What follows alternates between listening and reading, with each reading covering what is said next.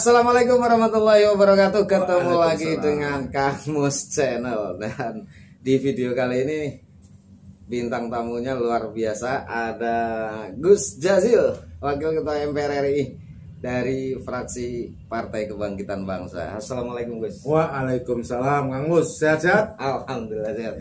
Mau ketemu Gus Jazil ini perlu perjuangan. Yang pertama ngatur waktu, terus yang kedua ngatur lokasi, dan yang ketiga ngatur nunggu, ya bisa berbulan-bulan lah pokoknya. Sebenarnya cukup baca Fatihah. Cukup baca Fatihah langsung bisa ketemu. Istilahnya begitu. Besok berarti cluenya udah dikasih tahu. Saya cukup baca Fatihah saja. Oke, sahabat Kang Mus Channel, di video kali ini saya ingin ngobrol-ngobrol ringan aja dengan Gus Jazil, dimana semua sudah pada tahu bahwa Gus Jazil ini adalah seorang politisi senior dari Partai Kebangkitan Bangsa yang basicnya dulunya adalah santri. Ya. Itu gimana sih Gus? Santri Ya, bisa jadi santri itu politisi itu? Santri itu identik dengan sarungan. Ya. Ya, sekarang memang sukanya sarungan. Yang kedua, santri identik dengan kitab kuning. Nah, jadi dua hal itu apa jauh nggak dengan politik, gitu aja. Ya, sebenarnya kalau politik hari ini kan ditentukannya oleh pemilih. Nah, masalahnya bukan masalahnya. Kaum sarungan kan banyak. Ya. Jadi santri hari ini nggak usah minder, karena seorang politisi apalagi anggota DPR itu ditentukan oleh orang yang milih. Nah, kita aja yang sarungan milih kita. Iya. Kan biasanya orang khususnya di kampung-kampung ya, di pelosok-pelosok itu kan orang bilangnya, wah kalau udah masuk pondok pesantren ya kalau nggak cuman jadi imam musola ya ngimamin tahlilan doang gitu. Nah, ternyata dibuktikan sama Gus Jazil bisa sampai jadi wakil ketua MPR. Ya. Ada trik-trik mungkin buat teman santri gitu Gus? Begini, sebenarnya santri itu dididik untuk menjadi orang yang paripurna gitu. Jadi punya cara berpikir sekaligus punya cara perilaku yang baik. Dua hal itu sebenarnya modal, cuman seringkali kurang percaya diri. Maklum karena pesantren-pesantren adanya di desa, seakan-akan politik itu miliknya orang kota. Nah, hari ini nggak lagi di kota, di desa orang sama aja lah intinya sudah ngerti politik. Karena apa? Pemilihan kepala desa dipilih langsung, pilkada dipilih langsung, gubernur dipilih langsung, presiden dipilih langsung. Jadi masyarakat santri itu udah melek politik. Nah, kalau dulu karena ada hambatan ya, apalagi tidak dipilih langsung, seakan-akan politik itu eksklusif milik orang kota dan santri, itu terpinggirkan. Nah, setelah era reformasi sudah nggak lagi. Dulu ada buku namanya Runtuhnya Mitos Politik Santri. Jadi memang para santri kembali ke surau. Pernah suatu saat itu memang jarang sekali santri di dunia politik gitu, karena politik menjadi terbatas. Nah, setelah reformasi terbuka. Nah, hari ini ya tantangannya ya, kalau santri punya keberanian ya sama, punya peluang yang sama, nggak usah minder dan memiliki peluang yang sama dengan kelompok-kelompok yang lain. Apalagi sekarang pun ada hari santri, penghargaan kepada santri bertambah. Nah, justru politik ini harus diisi oleh para santri. Tapi seperti yang Gus bilang di awal tadi, karena santri itu kan identik dengan sarungan, identik dengan kitab kuning. Terus dari mana mereka belajar politiknya Gus? Belajar politiknya dari dunia sosial. Jadi menjadi politisi itu harus dimulai banyak mikotnya. Satu, seorang pengusaha kemudian menjadi politisi. Seorang pengamat, seorang guru, seorang dosen bisa jadi politisi. Nah, seorang yang aktif di dunia sosial, pesantren itu salah satu fungsinya ya ini berdakwah. dunia sosial. Nah itu memungkinkan hanya men-switch saja dari mengajak pada menjalankan ketaatan kepada agama. Nah, sekarang tambah wawasan kebangsaan, itu namanya politik sudah. Nah kalau wawasan kebangsaan, wawasan keagamaan bertemu di situ, itu mudah sebenarnya menjadi jalan. Makanya para santri hanya tinggal nambah satu sisi saja, wawasan kebangsaannya.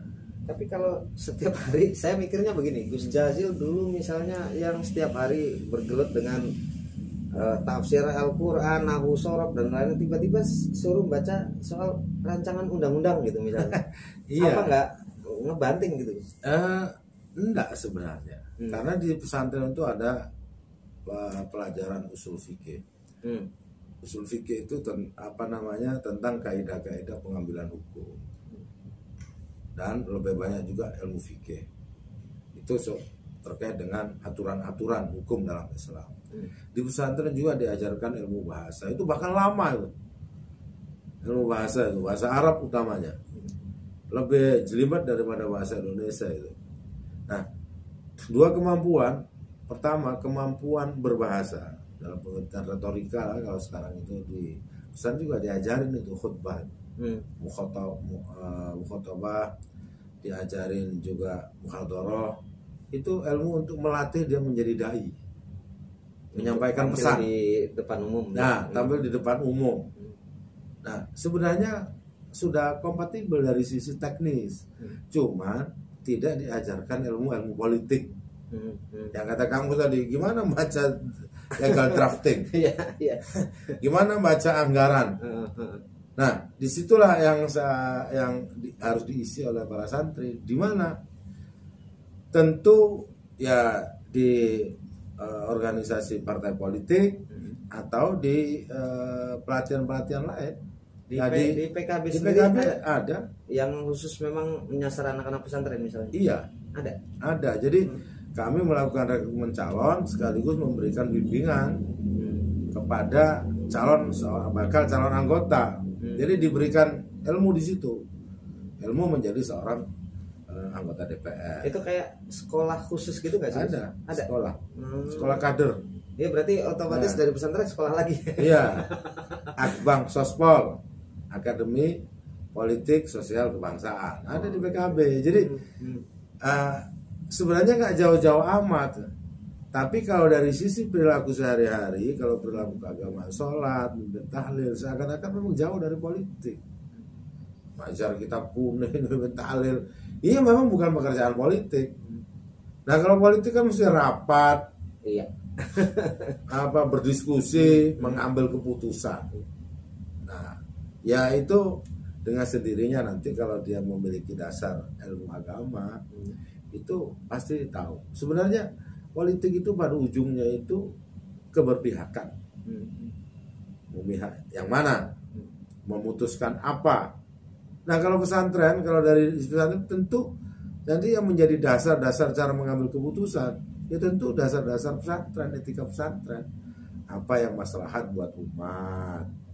Apa yang baik untuk umat? Ini ma'ruf, apa ini mungkar, kan begitu. Nah, itu bahasa pesantren aja. Kalau di dalam bahasa politik, mana yang bisa mendatangkan kesejahteraan, kan gitu aja. Mana yang mendatangkan merugikan masyarakat, itu aja, hanya beda bahasa aja. Pemilu 2024 ini kan bisa dibilang prediksinya akan lebih banyak kalangan milenial pemilihnya nanti gitu, Gus. Dan termasuk anak-anak dari pesantren yang kebanyakan memang masih muda-muda sekarang, generasi-generasi yang bisa dikatakan masih umur 25 ke bawah gitu. Berarti PKB memang target belusukan ke pesantren-pesantren sekarang. Ya, PKB mesti segmen pesantren itu segmen utama. Nah, segmen yang sekarang digarap adalah segmen milenial kota, anak-anak muda. Tentu pendekatannya tidak sama tuh.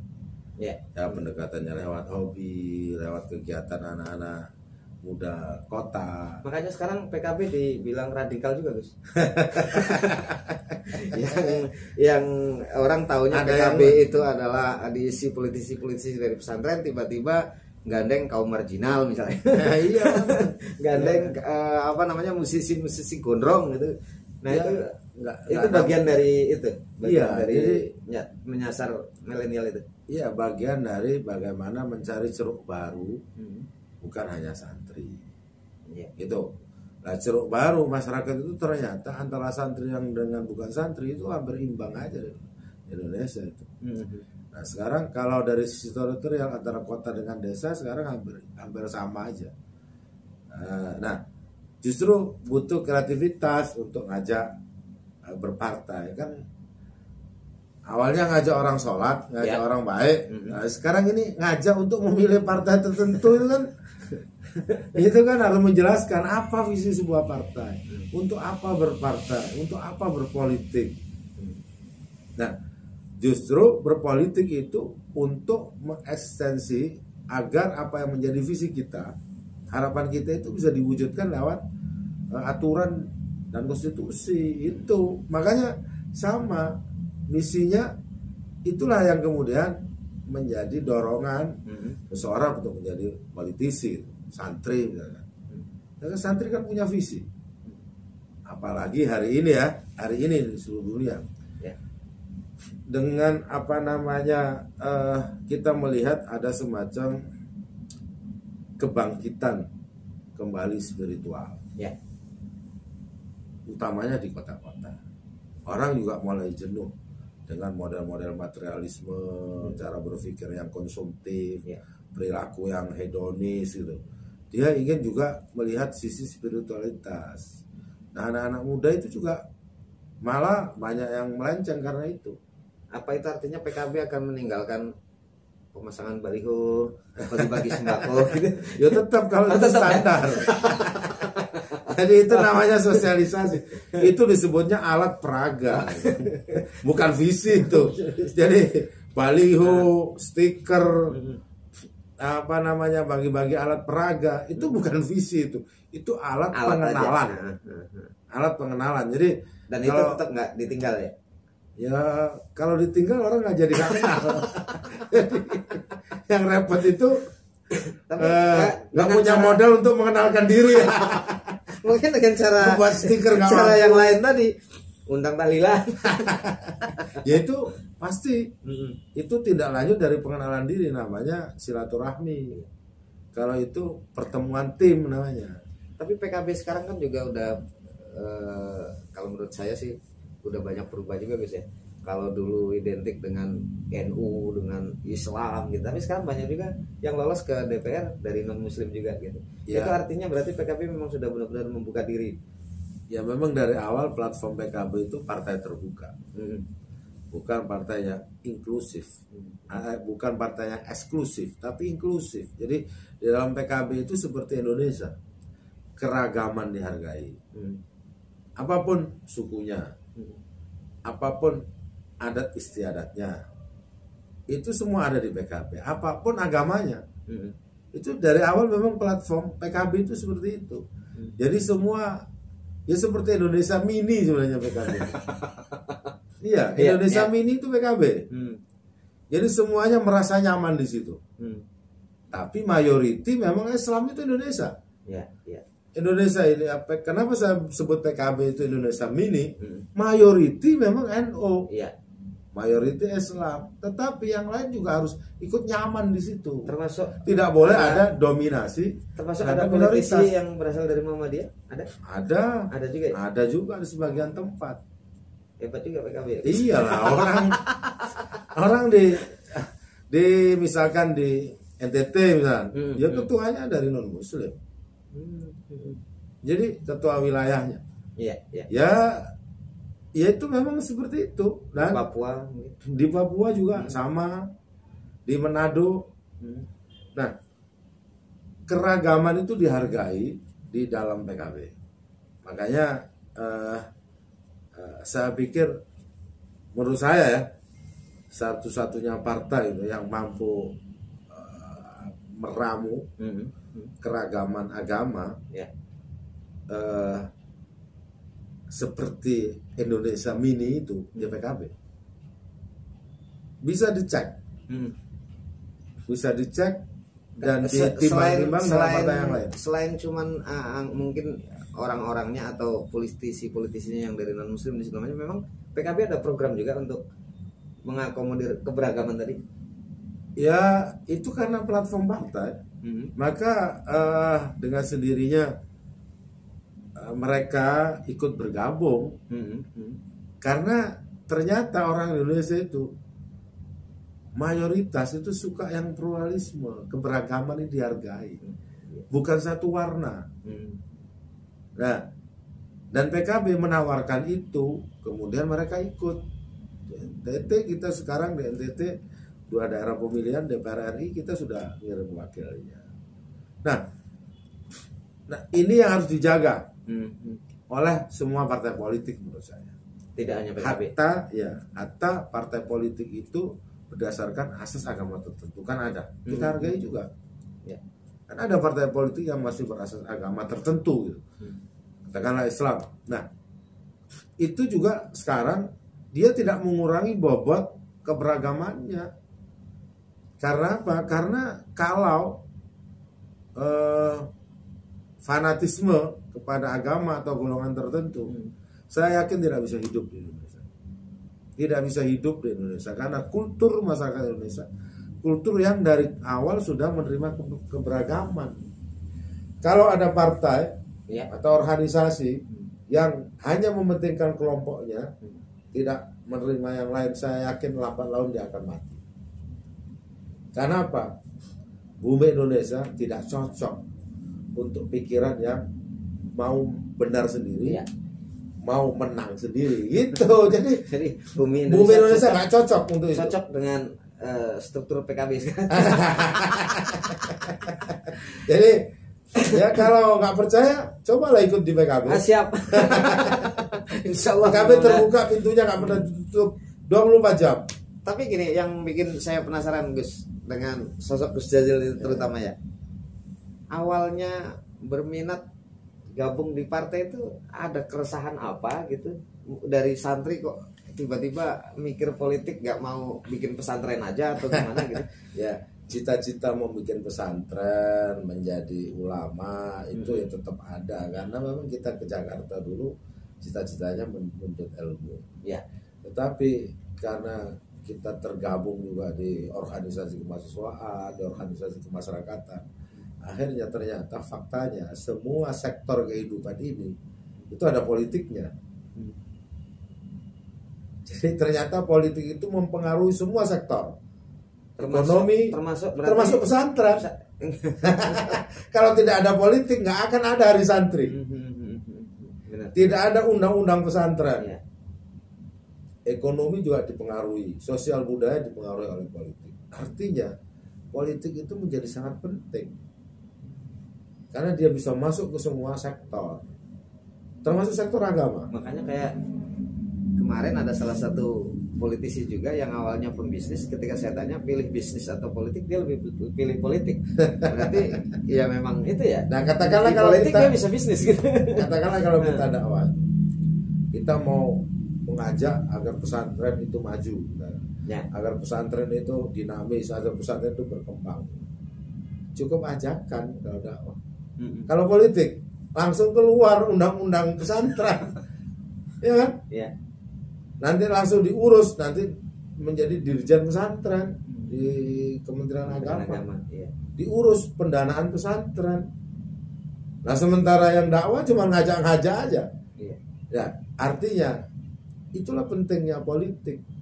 Nah, makanya bagi para santri termasuk saya, kenapa kemudian terjun di politik dan kenapa nggak milih jadi imam masjid misalnya? ya karena memang harus ada yang ngisi ruang politik dari kalangan santri. Nah, saya terpanggil untuk itu, apalagi saya dari kalangan sarjana Al-Quran. Bagi Dan saya, bahkan Gus Jazil berarti udah pernah latihan dulu di PMI misalnya ya. oh iya dong, latihan aktivis, latihan dulu. Jadi latihan lapar. Itu Gus Jazil pernah lapar. Kalau di pesantren itu namanya berpuasa. Berpuasa ya. Latihan prihatin. Kalau di pesantren namanya riyadhah. Ya kan? Iya. Latihan supaya kita punya kesaktian, ya kan? Namanya ilmu kanuragan kan gitu. Lengkap kita. Latihan dai, dakwah supaya kita mampu berbicara kepada masyarakat, itu juga ada. Nah, itu tinggal di switch saja. Politik mengisi di situ. Nah, kalau kita sudah bisa hidup sederhana, prihatin, bisa ngajak orang, ya pasti lolos tuh nanti. Jadi anggota DPR. Nggak perlu doa-doa lain. Ya tentu ada. Kalau itu namanya hizib dan doa itu di pesantren tetap ada. Dengan itu hasanah keilmuan pesantren. Jadi yakinlah bahwa upaya fisik dalam bentuk usaha itu memang sudah menjadi sunnatullah. Setiap orang kalau mau sukses harus berusaha, ya kan? Tetapi di luar itu, karena kita pesantren, bahwa kesuksesan kita itu harus dengan izin Allah. Itu namanya takdir. Jadi dua itu yang kita hanya bergerak di antara usaha dan doa bagi orang pesantren. Jadi buat para santri yang sekarang, kalau memang mau terjun ke dunia politik seperti Gus Jazil, ya tidak perlu minder, tidak perlu berkecil hati, bahwasanya yang biasa ngaji. Oh ya jangan kecil hati, kan sudah punya modal satu. Dan sudah ada contohnya bisa. Modal satu sudah punya apa? Modal doa. Iya. Tinggal usaha. Jadi nggak usah takut. Ya. Kalau dari pesantren minimal sudah tahu doa, caranya berdoa, mendekatkan diri kepada Allah. Udah, itu sudah satu modal. Habis itu tinggal usaha kita dikasih telinga, dikasih kaki, dikasih tangan, semua perangkat itu untuk berusaha. Ya gunakan aja. Kan sekarang juga banyak istilah pesantren modern. Dan udah yang intinya bukan cuman ilmu agama aja Gus ya. Iya. Nah, ada nggak kemungkinan PKB mengusulkan nanti ke kementerian terkait, misalnya ada pendidikan khusus politik di pesantren itu? Yang bukan dilakukan oleh partai. Ya pasti dengan sendirinya pesantren itu kan melayani masyarakat. Jadi apa yang menjadi kemauan masyarakat itu dibuat oleh pesantren. Makanya kenapa ada pesantren modern? Itu karena ada kalau masyarakat yang ingin anaknya dididik dengan pola yang modern, gitu. Nanti kalau ternyata ada kebutuhan terhadap supaya anaknya menjadi wirausaha, ya pesantren mengadakan itu, namanya lembaga pendidikan. Kalau ternyata suatu saat juga dibutuhkan pengembangan di bidang politik, ya harus ada. Nah, sekarang ilmu-ilmu pesantren tidak kalah dengan ilmu-ilmu yang lain. Dengan lembaga-lembaga. Katakan dulu kan ada semacam dikotomi ya, antara umum dengan agama gitu. Nah, sekarang pesantren hampir banyak tidak ada dikotomi lagi. Merata gitu sih. Hampir pesantren modern itu mengajarkan misalkan sekarang ilmu-ilmu modern dan ilmu bahasa di luar bahasa Arab, bahasa Inggris, terus keterampilan-keterampilan yang lain. Itu hampir. Tetapi ada yang masih salaf. Ya. Pesantren salaf itu pesantren yang murni pure ilmu-ilmu agama aja gitu. Dan itu masih ada. Dan itu mungkin yang memang cita-citanya kiai aja kali ya. Nah, kalau itu ya. Dan itu harus ada karena apa? Karena untuk penyeimbang lah ya. Karena itu yang lebih mendalam ilmu agamanya nanti. Kalau yang pesantren modern itu nanti dia 50-50 tuh. Antara umum dengan agama bisa jomplang-jomplang. Tapi kalau fokus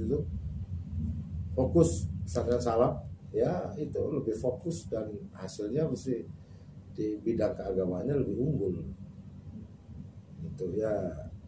Itu dinamika perkembangan pesantren menurut saya. Dinamika dan akan terus. Nanti akan ada pesantren digital. Ya kan termasuk hari santri, undang-undang pesantren segala macam itu kan memang awalnya adalah termasuk gagasan ide dari PKB sendiri gitu. Iya. Nah setelah ini ada goal gitu segala macam. Nah target ke depan PKB untuk santri dan pesantren itu sendiri apa Gus? Ya tentu pertama agar undang-undang pesantren itu dapat dilaksanakan sebaik-baiknya, sehingga melahirkan pesantren-pesantren yang unggul, yang tangguh, termasuk juga melahirkan generasi-generasi pesantren yang memiliki kecakapan di bidang ilmu agama, kecakapan di ilmu-ilmu yang lain. Utamanya yang sekarang yang penting itu sains dan teknologi itu penting, ilmu dagang supaya jadi pengusaha lahir dari pesantren. Jadi tidak hanya sekedar hari santri diperingatin seremonial gitu Nah, aja. ya. Jadi ya undang-undang yang udah diperjuangkan benar-benar bisa dilaksanakan. Bisa di follow up oleh pemerintah daerah maupun pesantren. Jadi undang-undang pesantren itu menjadi pintu lah agar pesantren bisa mengakses apakah itu anggaran, kebijakan dari negara. Ya, ibaratnya kalau dulu di tingkat Pemda punya aturan atau perda masing-masing, mungkin dengan adanya undang-undang pesantren itu bisa merujuk ke situ jadi satu gitu ya. Iya, memang disitulah. Salah satunya goal besarnya apa Gus yang memang diinginkan PKB banget gitu dengan adanya undang-undang santri. Pertama gini, agar pesantren bisa mewarnai semua kebijakan yang ada di Indonesia. Kenapa itu penting? Karena pesantren sebagai institusi yang lahir jauh sebelum kemerdekaan ini juga memiliki komitmen, tetap memiliki komitmen terhadap kemajuan bangsa. Diajak masuk di situ supaya bisa bersama-sama untuk membangun bangsa. Nah, ujungnya ya tentu politik. Yang saya bilang tadi, politik. Orang-orang pesantren juga punya cita-cita. Ya. Kapan sosok santri menjadi presiden? Ya. Itu sah-sah saja. Kapan misalkan dari kelompok santri ini menjadi pengusaha nasional, internasional. Kita juga ingin dari kalangan santri menjadi ahli di bidang teknologi, sains dan teknologi, sama itu. Dan itu kuncinya adalah di pendidikan. Nah, pesantren itu pendidikan, tinggal ngarahkannya. Negara ikut di situ, pesantren juga ikut terlibat di situ. Nah, simbiosis antara agama dengan negara itulah yang kemudian diharapkan mampu menyempurnakan, mempercepat Indonesia yang dicita-citakan itu, gitu kan? Kalau Indonesia dicita-citakan, ya makmur sejahtera, adil makmur sejahtera, lahir dan batin. Iya, benar. Dan kalau ngomong soal pengusaha dari pesantren, nah Gus Jazil juga sudah mencontohkan nih. Sebagai seorang santri, beliau juga berhasil menjadi seorang pengusaha yang sampai sekarang masih nggak sih Gus? Ya, percetakan segala macam. Ya, itu kan belajar usaha. Nah, maksud saya terbuka peluang gitu. Karena memang santri itu sebenarnya hal yang utama yang dimiliki santri itu entrepreneur. Gitu. Yang dididik pertama santri itu dia harus mandiri. Itu dulu. Yang kedua entrepreneur. Dua itu. Keterampilan dua modal ini itu bisa hidup dimanapun sebenarnya. Kalau orang punya kemandirian itu bisa hidup dimanapun kan? Iya. Tengah hutan juga hidup. Tergantung sama orang. Iya kan? Mau dikirim ke daerah terang juga oke, dikirim mandiri. Yang kedua entrepreneur. Entrepreneur itu kemampuan untuk membaca suasana, untuk melakukan interaksi. Jarang sekali lah kalau alumni pesantren yang dulu itu yang tidak mampu hidup dimanapun. Rata-rata bisa hidup ya? Bisa hidup karena kemampuan survival dan menyesuaikan diri dengan lingkungan itu kuat. Sudah terbiasa pakai kulit, sudah terbiasa makan sehari sekali. Kayak anak kos-kosan Indomie masih lumayan. Nah, dalam pesantren-pesantren sekarang kalau tidak dididik itu, ya lulus dari pesantren nggak mampu berbuat apa-apa nanti, mandiri enggak, itu takut, manja jadinya. Iya gitu. Ini sekarang kan sering kali begitu. Karena tuntutan anak-anak muda sekarang, siswa-siswa sekarang itu kan istilahnya tidak boleh didisiplinkan dengan keras loh. Pesantren kadang mendisiplinkan. Ya bener loh, pesantren itu masih menggunakan ilmu taklim gitu ya. Dia hormat sama guru bisa mendisiplinkan, bahkan dengan mendisiplinkan yang keras gitu. Nah kalau sekarang kan lebih manja. Ya kalau dulu ibaratnya seorang ustadz memarahin santri aja santri udah takut gitu tanpa harus melakukan kekerasan gitu. Iya. Nah kalau sekarang jangankan melakukan kekerasan udah dilaporin tuh. Iya.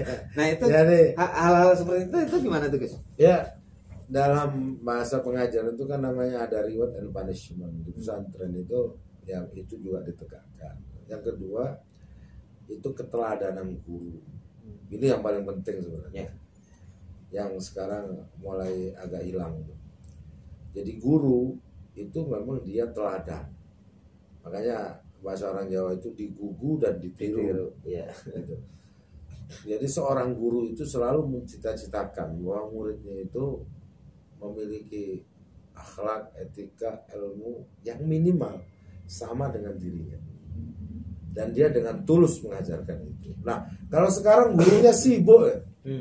Sibuk usaha, sibuk ngojek, sibuk ini mah berat. Tapi malah dulu itu dedikatif. Malah ada yang mengatakan gini guys. Walaupun salah, kalau itu perintah kiai kita ikutin sampai segitunya santri dulu gitu guys. Itu bukti apa itu guys? Fenomena apa gitu maksudnya? Nah, itu fenomena ketaatan kepada guru. Jadi sebisa mungkin guru itu nggak pernah salah. Iya. Gitu. Jadi kiai lah, kiai itu orang yang mulia dan memang perilakunya bisa diukur, bisa dilihat kemuliaannya, ilmunya juga begitu. Nah, itu akhirnya dia menjadi sosok yang keramat dan dikeramatkan oleh santri. Yang dikeramatkan bukan soal dianya, tetapi ilmunya. Ya. Terus amalannya, ibadahnya gitu, dan patut dicontoh. Nah ini yang sekarang mulai berkurang, utamanya di pesantren-pesantren yang tidak lagi berpatokan kepada guru. Kan banyak sekarang pesantren atau institusi itu tidak lagi pada sosok, tetapi pada sistem. Nah itu kurikulum sistem. Nah gitu. Iya kan.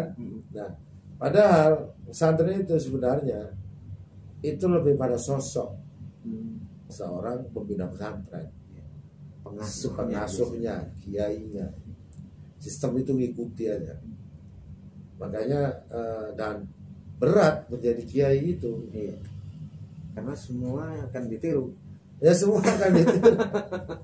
dan memang fokus aja di pesantren. Kalau sekarang kan campur-campur. Ya kiai ya jadi pebisnis, dagang juga, gitu kan. Jadi nggak fokus pada tugasnya. Oke. Pemirsa, itu tadi sekilas perjuangan beliau dari santri menjadi seorang politisi. Jadi buat para nanti santri jadi rute saya itu santri jadi politisi habis jadi kiai. Kebalik ya? Iya. Bukan dari santri ke kiai baru jadi politisi. Iya enggak. Jadi santri dulu, politisi, nanti jadi kiai. Oke, terima kasih banyak Gus Jazil yang sudah menyempatkan waktunya di channel Kang Mus hari ini, dan terima kasih banyak buat pemirsa. Akhirnya sampai cukup di sini dulu, mudah-mudahan bermanfaat. Assalamualaikum warahmatullahi wabarakatuh. Waalaikumsalam warahmatullahi wabarakatuh.